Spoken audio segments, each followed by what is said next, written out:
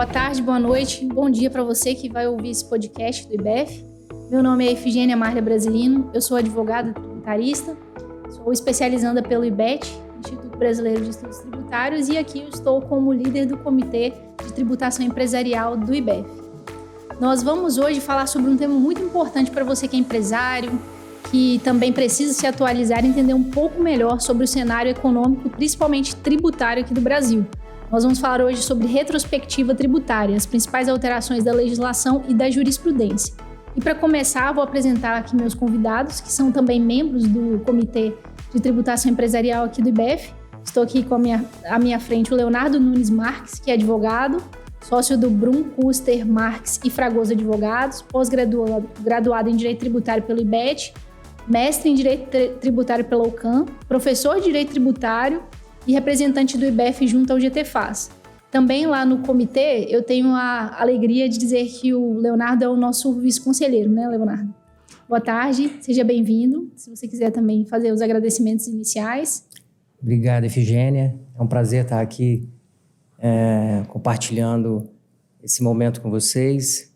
E volto a palavra para a Efigênia para dar continuidade ao podcast. Obrigada, Leonardo. Estou aqui também com o Marcos Vinícius Montanari, que é também membro do IBEF e membro também do Comitê de Tributação Empresarial e tem 25 anos de experiência em empresas de auditoria e consultoria, é sócio responsável pela área de tax da PPIC Nexia, né? PPIC Nexia, economista com MBA em tributário na FGV e mestrado em Direito Tributário pelo IBDT, além de ser professor de MBAs. Tudo bem, Marcos, com você? Tudo bem, boa tarde. Maravilha. Muito obrigado pelo convite. É um prazer estar aqui com vocês, com o Leonardo. Muito obrigado ao IBEF. Eu acho que a gente vai ter bastante assunto aqui para tratar, porque o ano foi bastante turbulento. É verdade, é verdade. Bom, muito obrigada pela presença de vocês. E agora eu vou passar rapidamente para as perguntas, que eu sei que o nosso público vai ouvir, vai ficar atento e com certeza vai interagir conosco aqui nos comentários, já que esse podcast fica aqui no YouTube e também lá no Spotify. E eu vou começar com você, Leonardo. Nós estávamos falando esses dias lá no comitê, discutindo algumas alterações legislativas e também no âmbito judicial. E eu quero começar por um tema que é muito rico aqui no Espírito Santo, que é incentivos fiscais. Incentivos fiscais, para nós que somos do direito, eles têm uma afetação direta com as subvenções de investimentos. E o Espírito Santo ele tem 3 grandes incentivos, né? Um deles é até debatido se é um incentivo financeiro, que é o nosso Fundap, mas hoje eu quero falar um pouquinho sobre o Compete e o Investe.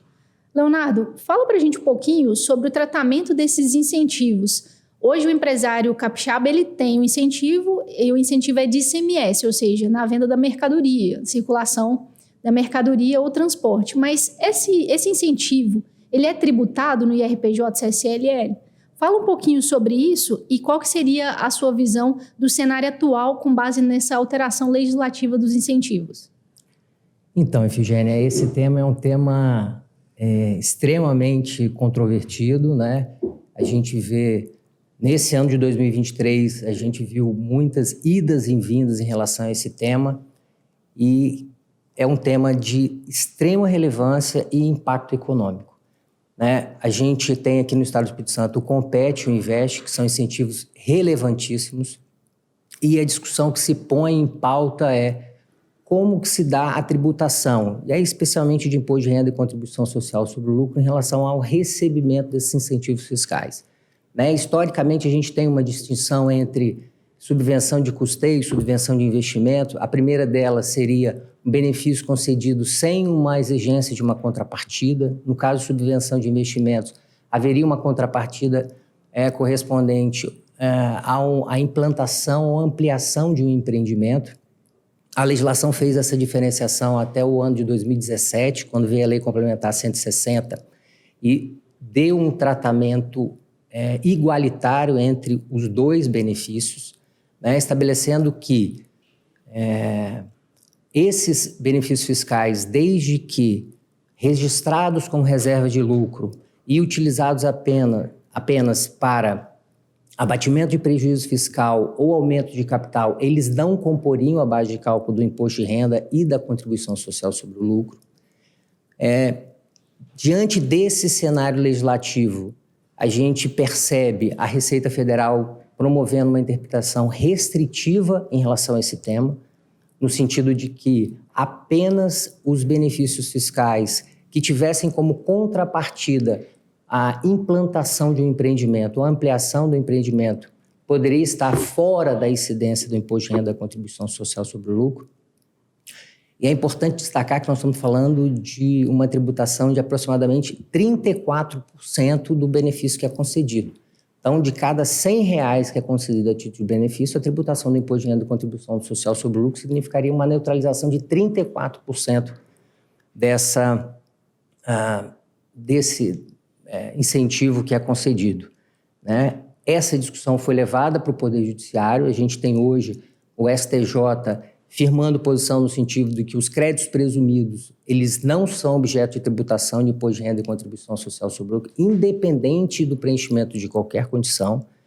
E os demais benefícios fiscais, eles estão afastados da tributação se preenchidos aqueles requisitos relativos à reserva de lucro, né? A interpretação da Receita Federal, no entanto, é restritiva em relação a isso. Ela já editou soluções de consulta restringindo essa interpretação, no sentido de que só os incentivos que se destinam à implantação ou ampliação do empreendimento econômico poderiam estar afastados da tributação, né? O STJ ainda não deu a palavra final em relação à melhor interpretação do tema. Há uma controvérsia em relação a isso. O contribuinte entende que não há necessidade de se fazer esses investimentos e o fisco entende que, de forma diferente. O STJ espera-se que ele dê a posição final. E, paralelamente a isso, o que a gente tem de novidade é a edição da medida provisória 1185, que revoga todo o regime anterior. Ela só passa a produzir efeitos a partir de 1º de janeiro de 2024, se convertida em lei até o final do ano. Mas a expectativa é de que essa conversão aconteça.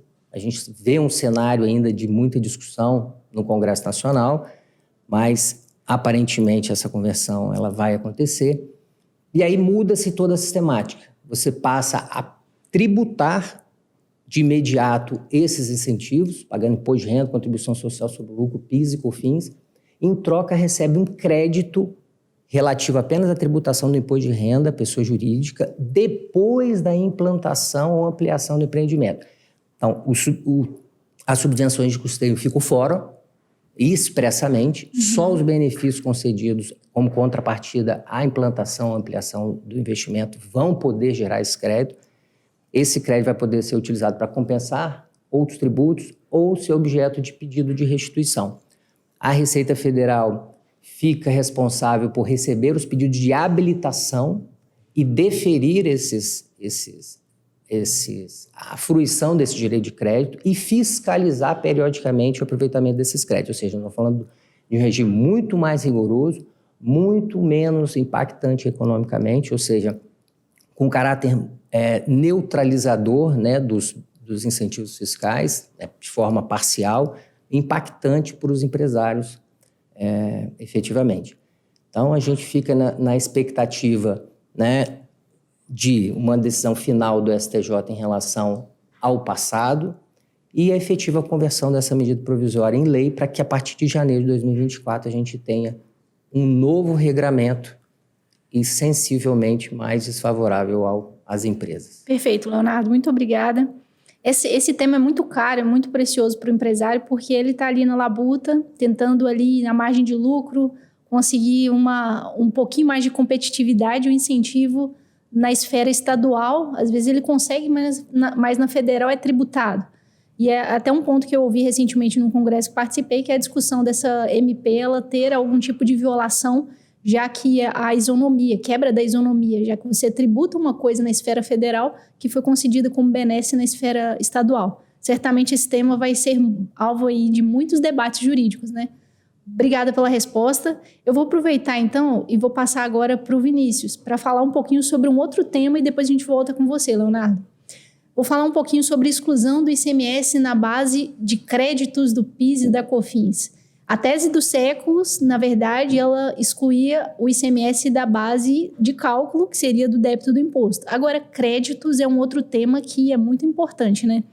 E me conta um pouco mais, Vinícius, sobre isso. Explica pra gente, na verdade, o que seria, por que isso impacta tanto, né, no lucro real, por exemplo, as empresas do lucro real, e o que isso como um contribuinte pode melhorar a sua otimização da carga tributária levando essa alteração em consideração. Tá joia, vamos lá. O Leonardo já tratou de um tema aqui, de uma medida provisória que já representa, se passar no Congresso, um grande aumento de carga tributária para o contribuinte, mas nós já tivemos, então, essa mudança logo no começo do ano, voltando um pouquinho na nossa retrospectiva. Então, logo no começo de 2023, nós já tivemos uma medida provisória que justamente tratou da mudança da sistemática de créditos de PIS e COFINS em relação à exclusão do ICMS. De cara, já foi uma medida ali buscando uma arrecadação aproximadamente de mais de 50 bilhões de reais por ano. Mas como você comentou, essa mudança ela ocorreu ali na esteira da tese do século.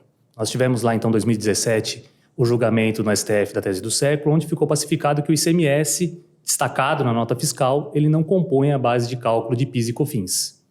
Depois disso, nós tivemos muita discussão e aguardamos até o ano de 2021 o STF julgar os embargos em relação ao tema, onde foi pacificado ali alguns pontos relevantes. Quando produzir efeito, a partir de quando, e também foi tratada a questão do crédito.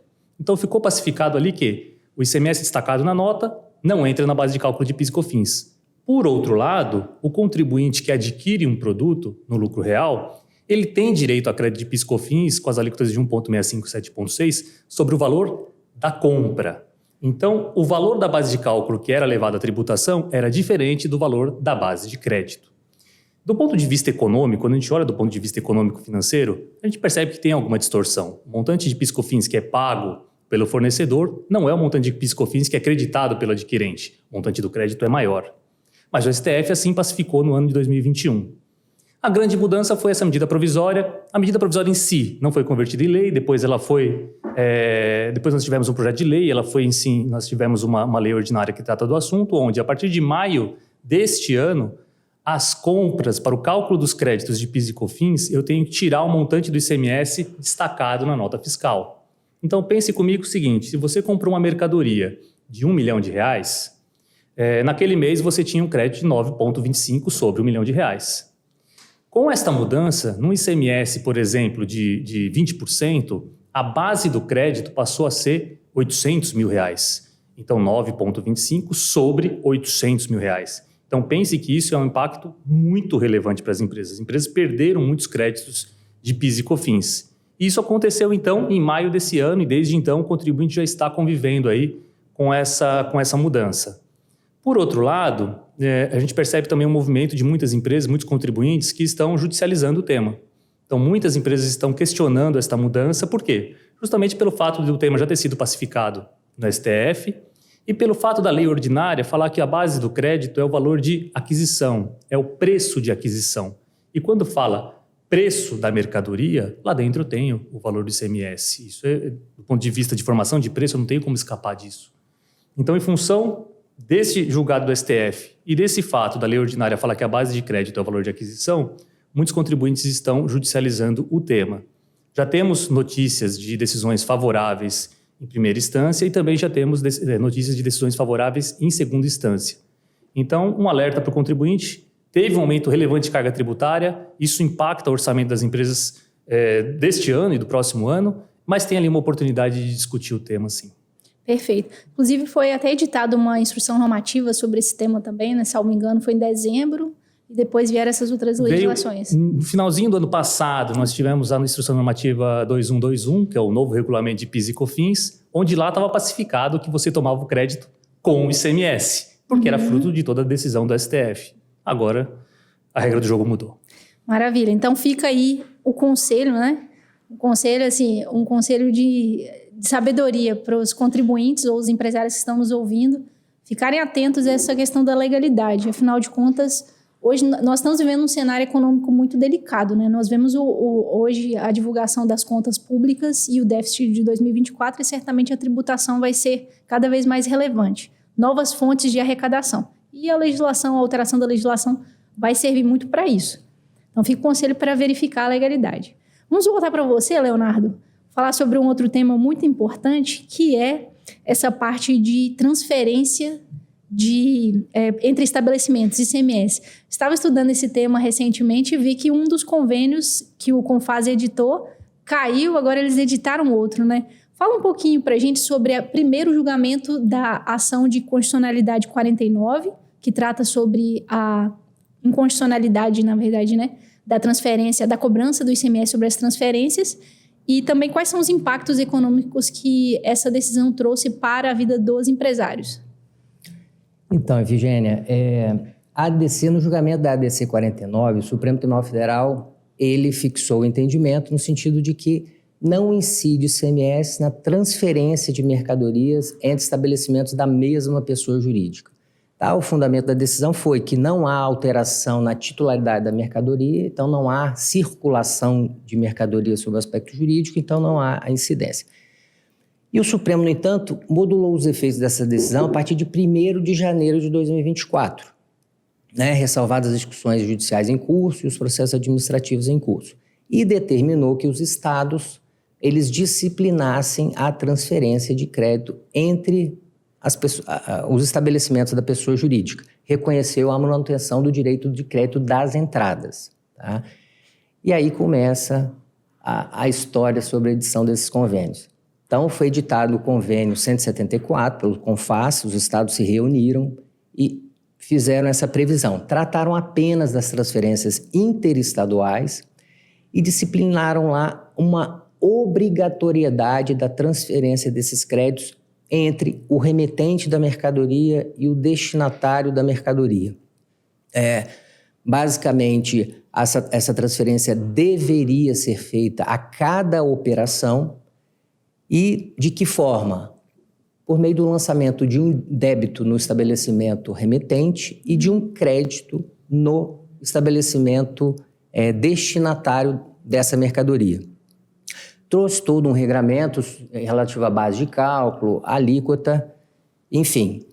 Na sua parte final, condicionou a produção dos efeitos desse convênio à ratificação por todos os Estados-membros. E o que aconteceu? O Estado do Rio de Janeiro não ratificou esse convênio, justamente com base no argumento de que a transferência não poderia ser obrigatória. Isso fez com que o Confas revogasse esse convênio em razão da não ratificação por parte do Estado do Rio de Janeiro. O Confas agora, mais recentemente, editou o convênio 178, com o mesmo objetivo e com exatamente o mesmo conteúdo, salvo a última cláusula que não condicionou a produção dos efeitos à ratificação por parte de todos os Estados-membros para não correr o risco de revogação desse novo convênio.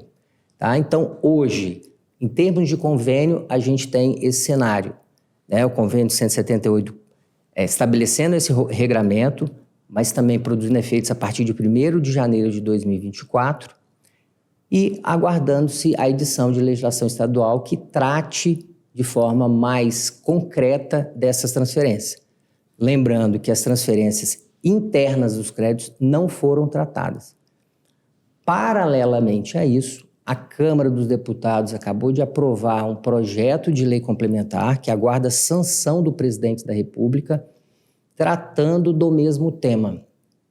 A lei complementar, ainda não sancionada, ela prevê a garantia do direito de crédito, tanto para o estabelecimento remetente quanto para o estabelecimento destinatário, não estabelece uma obrigatoriedade de transferência desses créditos para o destinatário, deixa a uma faculdade do contribuinte. Isso é extremamente relevante, porque o estabelecimento ele pode não ter débito, por exemplo, no estado de destino e ter no estado de origem, e aí ser mais interessante para a pessoa jurídica manter o crédito na origem e não levar para o estado de destino dessa mercadoria. Esse projeto de lei complementar, no entanto, não foi sancionado, então aguarda-se a sanção desse projeto de lei complementar e da mesma forma que os estados tratem de forma mais específica esse tema. É importante ressaltar que o setor varejista já anunciou que, em mantendo-se a obrigatoriedade da transferência do crédito para o estabelecimento destinatário, tal como está previsto no Convênio de 178, a judicialização dessa matéria vai ser inevitável. Então, as empresas já estão anunciando que o Supremo Tribunal Federal não teria obrigado a realização da transferência do crédito para o estabelecimento de destino. Então, isso seria uma garantia do contribuinte, o que não poderia ser revertido por um convênio do CONFAS. Então, já há essa ameaça de judicialização se essa obrigatoriedade se mantiver. Perfeito. Eu ouvi uma discussão muito interessante sobre esse tema, porque a grande reflexão que aconteceu foi que o contribuinte ganhou no judiciário, e aí logo depois veio essa nova legislação, né, do Congresso para modificar esse direito já adquirido no judiciário, que vai ser ou não, com certeza vai ser objeto de discussão futura, né, por causa dessa transferência facultativa e outros temas, como, por exemplo, o débito ser baseado no valor de aquisição de mercadoria. Tem algumas peculiaridades nesse convênio. Esse ponto você consegue trazer? Sim, na verdade, assim, a leitura do convênio, dela você extrai que as coisas ficaram como estavam.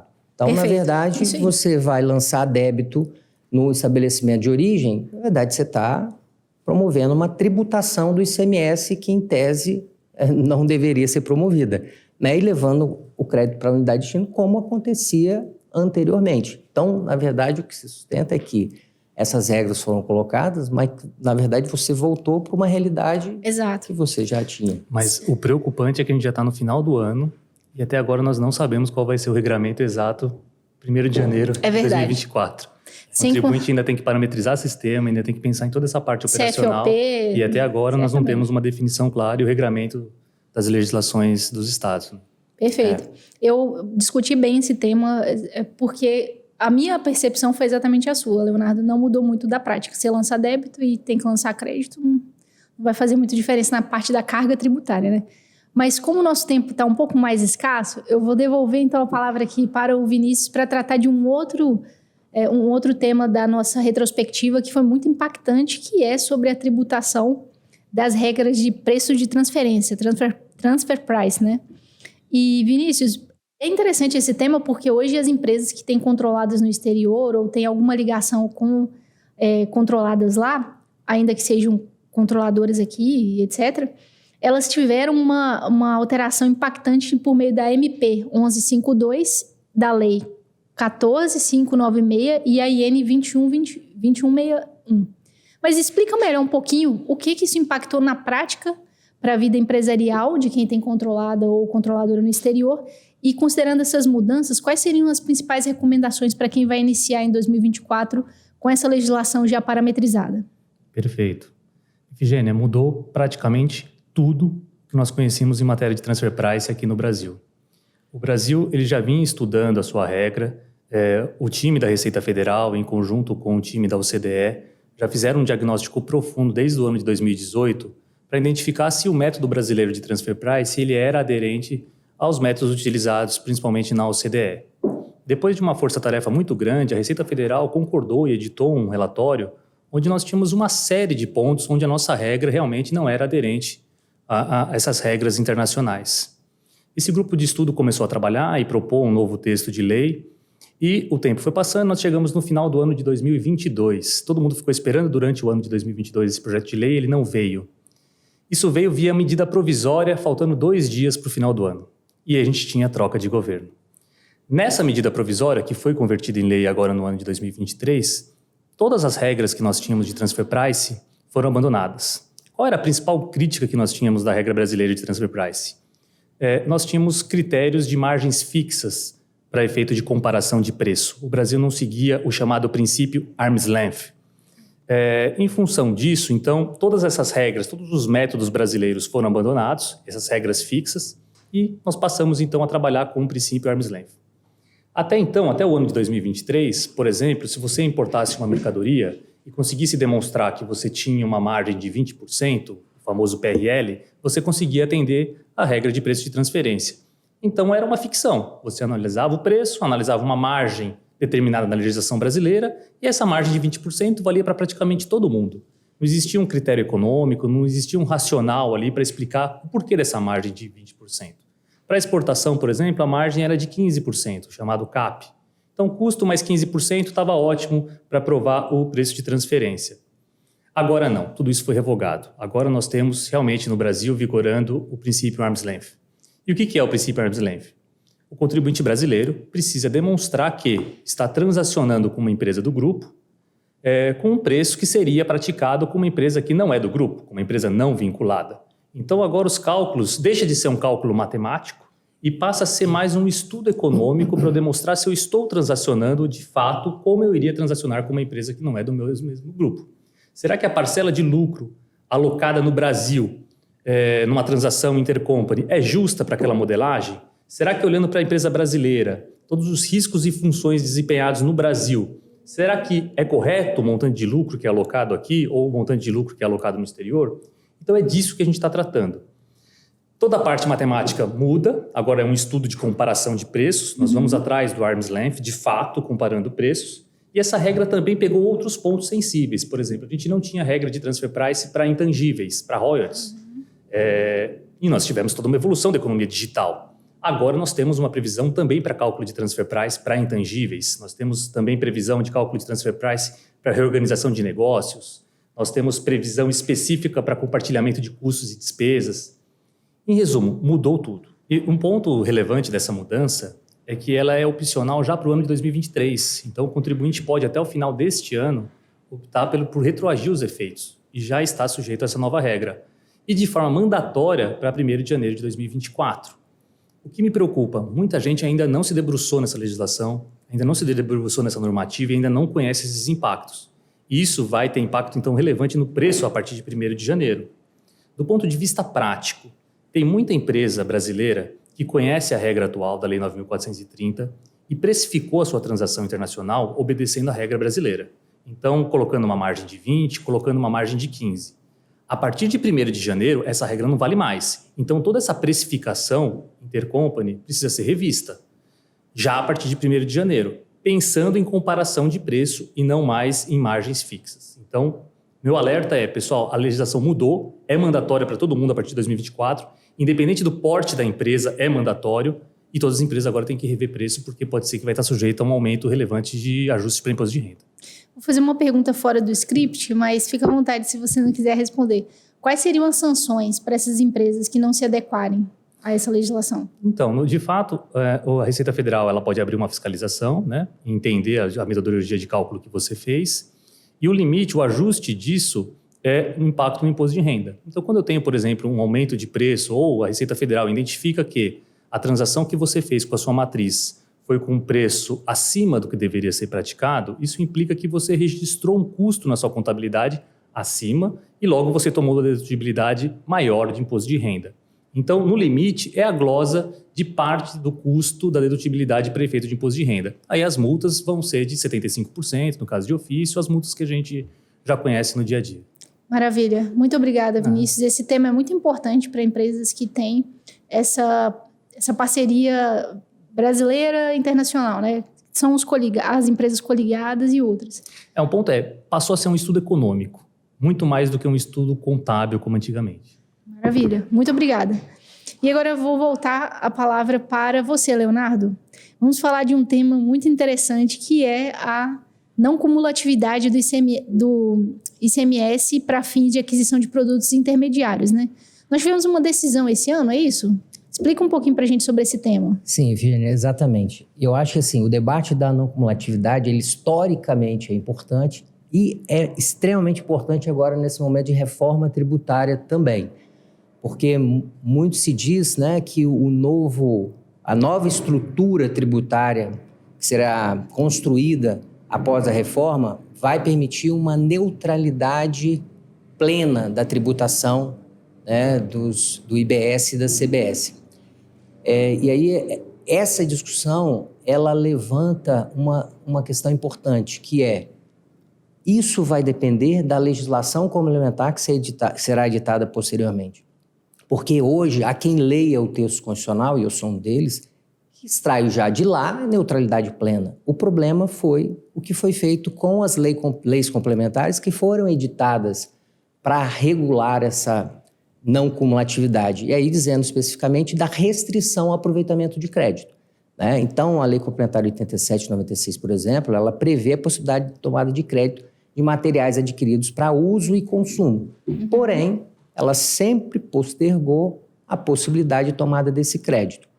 E aí, essa decisão recente do STJ vem justamente nesse tema, que é o STJ permitiu que os produtos que consumidos no processo industrial, ainda que esse consumo não seja integral e imediato, eles possam gerar crédito de ICMS. Porque a interpretação das fazendas estaduais é no sentido de que só dá direito a crédito o produto que é utilizado e é consumido imediata e integralmente no processo produtivo ou que compõe o produto final, salvo nesses casos, a gente estaria diante de materiais de uso e consumo, creditamento esse que sempre foi postergado no tempo.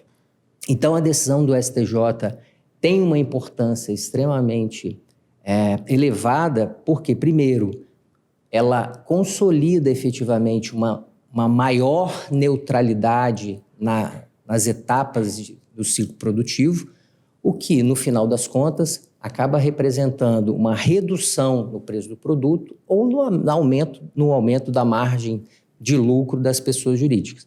Agora, é importante destacar que essa decisão do STJ, ela não produz efeitos erga omnes, ela foi proferida para um caso específico e aí as empresas que pretenderem usufruir ou obter o reconhecimento desse direito precisam adicionar o Poder Judiciário, né, por meio do ajuizamento da ação e formulação do pedido de reconhecimento do aproveitamento desses créditos. Perfeito, Leonardo. Certamente, não cumulatividade será um tema muito importante de debate em próximos episódios, né? Mas fica aí o excelente apontamento sobre a não cumulatividade na aquisição de produtos intermediários, né? Maravilha. Aproveitar e passar aqui para o Vinícius, porque nosso tema está bem curtinho, então 3 minutinhos para cada um de vocês para darem respostas dessas próximas perguntas. Desafio é grande, né? O tema é complexo. Mas vamos lá, Vinícius, eu quero saber sobre, de novo, a parte de tributação internacional, offshores. Nós tivemos uma alteração recente agora, e até conversando com você antes, essa alteração de tributação das offshores, ela é realmente positiva, ela é realmente negativa? Vai aumentar a carga tributária? Fala um pouquinho para a gente como que os nossos empresários, nossos contribuintes podem se precaver disso. Tá joia. O que nós tivemos agora foi a aprovação da PL no Senado, né? Ainda falta a sanção do presidente, mas de uma forma prática, como funciona até hoje essa questão de offshore? Uma pessoa física no Brasil, residente no Brasil, pode abrir uma offshore, uma empresa no exterior, alocar ali os seus investimentos e essa empresa faz as suas aplicações, enfim, e todo o resultado tributável desta empresa pode ser reinvestido ou pode ser mantido na empresa. Dessa forma, a pessoa física não paga imposto de renda aqui no Brasil. Quando que a pessoa física paga imposto de renda aqui no Brasil? Somente quando ela distribui dividendos desta empresa. Quando ela distribui dividendos, aí a tributação é de 27,5%. Então, nós temos 27,5% de imposto de renda na pessoa física aqui no Brasil, somente quando e se distribuir esses dividendos. O que a pessoa física acaba fazendo? Nunca distribui, deixa esse dinheiro no offshore e fica diferindo essa tributação eternamente. Então, este foi um ponto de muita crítica em relação ao modelo atual. O que muda de forma relevante? A partir de agora, em 31 de dezembro de cada ano, a empresa lá fora, offshore, precisa apurar e levantar um balanço e os resultados, os lucros auferidos lá no exterior têm que ser tributados pela pessoa física aqui no Brasil, por competência. Então, antes era caixa, somente quando eu realmente repatriava o dinheiro ou distribuía esse dinheiro, e agora vai ser por competência. Então, todo 31/12 eu vou ter que apurar o resultado, o lucro dessa empresa lá fora e pagar imposto de renda aqui no Brasil. Mas aí vem o ponto que você falou. Hoje, eu pago imposto de renda com uma alíquota de 27,5% quando isso acontece. Agora eu vou ter que pagar todo ano, mas a alíquota é de 15%. Então, nós tivemos uma redução relevante de alíquota para os lucros auferidos no exterior. O lado ruim, todo ano eu vou ter que pagar imposto. Antes eu pagava só quando distribuía. O lado bom é que a alíquota agora é de apenas 15%. Nessa medida também, nessa PL, nós também tivemos a redução das alíquotas de imposto de renda sobre aplicações financeiras no exterior. Antes, nós tínhamos uma tributação que ia de 15% a 22,5%. Agora, a alíquota também passa a ser de apenas 15%. E mais, veio uma grande oportunidade aí de planejamento tributário para a pessoa física. Está previsto nesse PL que a pessoa física pode levantar o seu patrimônio no exterior. Então, levanta lá quanto tem de lucro diferido na offshore, levanta lá quanto tem de imóveis. Tem algumas exceções, por exemplo, joias, obras de arte, está fora. Mas, em geral, levanta o patrimônio e pode tributar agora com uma alíquota de 8%. E esse pagamento acontece até maio de 2024. Qual é a vantagem disso? Ao optar por isso, é opcional. A pessoa física, então, paga esses 8%, é uma tributação definitiva. Então, lá na frente, se for repatriar esse investimento, não vai ter nenhuma tributação adicional. Então, tem uma bela oportunidade aí também de planejamento de pagar menos imposto agora, tem um efeito caixa, né? O governo está interessado em fazer caixa de fato. Mas, para a pessoa física, é uma bela oportunidade de planejamento tributário. E essa alíquota cai de 15% para 8%? 8% é para o patrimônio que você tem até 31/12 de 2023. Okay. Então, levanto tudo que eu tenho até 31 de dezembro desse ano e pago sobre a diferença, valor de mercado e o custo que eu tenho, eu pago 8% de imposto de renda. Então, não vou pagar 15% lá na frente, não vou pagar 27,5%, enfim, eu tenho uma carga tributária bem mais favorecida. Maravilha. E em relação às trusts, quais são as mudanças? E também, se esse PL ele representa algum tipo de... Se tem alguma outra oportunidade além dessa redução que você citou, para 8%, né? Tá. Interessante esse ponto. O trust também é uma figura bem comum em matéria sucessória, né, em planejamento tributário internacional. E o que aconteceu de grande mudança é que ele passa agora a ser transparente. O que isso quer dizer? A pessoa física que detém um trust no exterior, ela precisa informar na sua declaração de imposto de renda todos os investimentos de forma analítica que compõem esse trust. Até então, ela só lançava na declaração que ela tinha uma empresa lá fora, uma offshore, um trust, enfim, e um montante do patrimônio. Agora não, agora eu preciso dar transparência na minha declaração de imposto de renda, falar quais são os investimentos e a pessoa física tem que pagar imposto de renda por cada investimento. É como se o trust não existisse perante a Receita Federal. Eu preciso mostrar o que está lá dentro, quanto eu estou ganhando de dinheiro e pagar o imposto de renda nas temáticas que eu falei, em 31 de dezembro de cada ano. Essa é a grande mudança e que o pessoal tinha um pouco de receio em dar tanta transparência para o trust. Outro ponto relevante é que quem paga, agora fica claro que quem paga o imposto de renda é a pessoa que instituiu o trust. Quem aportou o patrimônio ali no trust fica sujeito ao pagamento de imposto de renda na pessoa física aqui no Brasil sobre os rendimentos, exceto se, de fato, ela transferiu esse patrimônio para alguém dentro da figura do trust. Se provado que ela de fato transferiu esse patrimônio, esta pessoa que recebeu esse patrimônio passa a tributar o imposto de renda. Mas dessa transferência também, com mais transparência, fica sujeito ao ITCMD. Então, esta perna de planejamento sucessório, agora fica mais fácil capturar também esse outro tributo. Esse tema vai ser muito debatido porque hoje nós temos uma lacuna da legislação de ITCMD para doações no exterior, né?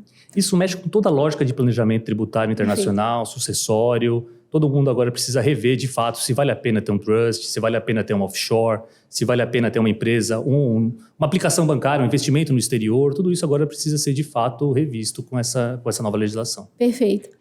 Estamos nos últimos minutos e eu quero ouvir de você, Leonardo, um tema que me causou grande tristeza, mas que eu já esperava, que é o aumento da alíquota de ICMS por parte de alguns estados como Espírito Santo, Rio Grande do Sul e mais alguns outros, né? Leonardo, fala pra gente um pouquinho sobre essa situação. Por que os estados estão aumentando a arrecadação? Será que isso tem a ver com a reforma tributária? Bem, Efigênia, o pacote de Natal indesejado que... Que pacote triste esse? Que tem entristecido o setor econômico, né? E o que tem sido utilizado de fundamento principal pelos estados nessa mudança, e vários estados, né? Inclusive o estado do Espírito Santo, é o fato de que o IBS, parte dele vai ser retido e ele vai ser redistribuído de acordo com a média da arrecadação dos anos 2024 a 2028. Ou seja, quem tiver a maior aqueles que tiverem as maiores médias vão ter as maiores fatias do bolo. E é por essa razão que os estados já se anteciparam, né, antes da virada do ano, para aumentar as suas alíquotas de ICMS. O estado do Espírito Santo aumentou a alíquota de 17% para 19,5%. Espera-se que só no ano de 2024 essa arrecadação seja elevada em 700 milhões de reais. O objetivo do estado do Espírito Santo é não ficar atrás na divisão desse bolo, uma vez que quase todos os estados do Nordeste, os estados do Sul, do Sudeste, se não aumentaram, já estão anunciando esse aumento. Então, o estado do Espírito Santo também nessa onda promoveu esse aumento. Além disso, né, a redução da alíquota do ICMS promovida no ano passado em relação à tributação de combustíveis, energia elétrica e telecomunicações. E o outro ponto que prejudica o estado do Espírito Santo, especialmente, é a mudança do princípio da origem para o princípio do destino. Como o estado do Espírito Santo é mais produtor do que consumidor, a tendência é que a arrecadação do estado do Espírito Santo diminua em relação ao que era antes da reforma tributária, né? Então, o estado do Espírito Santo se coloca numa posição de, tendo sido compelido ao aumento dessa arrecadação, o secretário de Estado da Fazenda já prometeu que esse excesso de arrecadação, essa arrecadação extra vai ser utilizada para investimentos. Eu acho que o setor econômico espera que efetivamente isso seja promovido, mas o ponto negativo é que isso, na verdade, representa um aumento da carga tributária, que pode repercutir em aumento de preços, né? E isso certamente é um impacto para a nossa economia e para a economia de todos os estados da federação. Perfeito, Leonardo. Então, esse aumento da carga tributária vai impactar tanto empresários, quanto também, que vão ter que repassar o preço, claro, quanto consumidores, né? Afinal de contas, essa alíquota, essa diferença vai ser sentida também no DIFAL. Mas me conta uma coisa, quando que vai entrar em vigor essa alteração? Então, essa alteração legislativa, ela precisa respeitar o princípio da anterioridade, anual e nonagesimal. Então, é importante que se aguarde a virada do ano e também 90 dias da publicação da lei. Tá? A lei estadual ela já foi publicada e ela vai passar a produzir efeitos a partir de 1º de abril de 2024.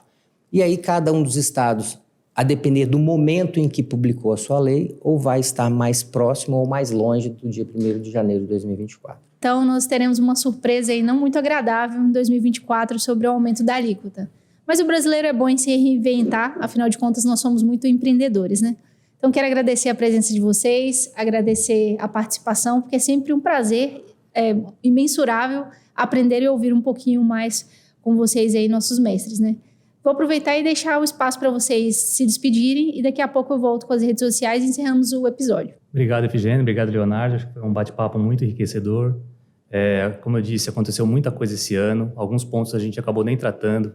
Tivemos o julgado relevante do IOF no STF em relação a multos. Tivemos a questão da volta de qualidade no CARF. Então, tivemos outras medidas que a gente não conseguiu tratar aqui em função do tempo. E na maior parte delas representaram aumento de carga tributária. Acho que tem muito desafio para 2024. É importante o empresário entender todas essas mudanças e se preparar para o próximo ano, porque provavelmente vem aí uma reforma de imposto de renda também. Muito obrigado a todos. Também agradeço, Efigênia, o convite. É um prazer estar aqui com vocês. E como o Vinícius destacou, esse ano foi um ano de representativo impacto, né, de aumento de carga tributária, e aí isso adicionado à reforma tributária torna ainda mais importante a necessidade de um consultor, de um acompanhamento jurídico e contábil às empresas que pretendem efetivamente serem perenes aí no nosso cenário econômico. Obrigado mais uma vez. Eu que agradeço e convido você que está ouvindo esse podcast a seguir o IBEF nas redes sociais. Nós temos um LinkedIn, Instagram muito ativos, site também. E também convido vocês a seguirem os nossos debatedores, os nossos convidados de hoje. Leonardo Nunes Marques, no LinkedIn, e Marcos Vinícius Montanari, também no LinkedIn. Meu nome é Efigênia Brasilino, no LinkedIn e no Instagram. Obrigada e aguardamos os comentários, curtidas e também, se vocês quiserem interagir conosco, só acessar as nossas redes. Esse podcast tem o apoio dos mantenedores do IBEF, sendo eles Categoria Diamante, ArcelorMittal, Banestes, Vale e Cezan. Categoria Master, Apex, MediSenior e Cicobi. Categoria Pleno, Grant Thornton, ISH, Machado, Mazei e Pinho Advogados, Taimenal e Fucap Business School. Apoiadores: Accounting, Contabilidade e Consultoria, Ótima, Rede Vitória, TES Contabilidade e TV Capixaba. E o apoio institucional da Fucap Business School.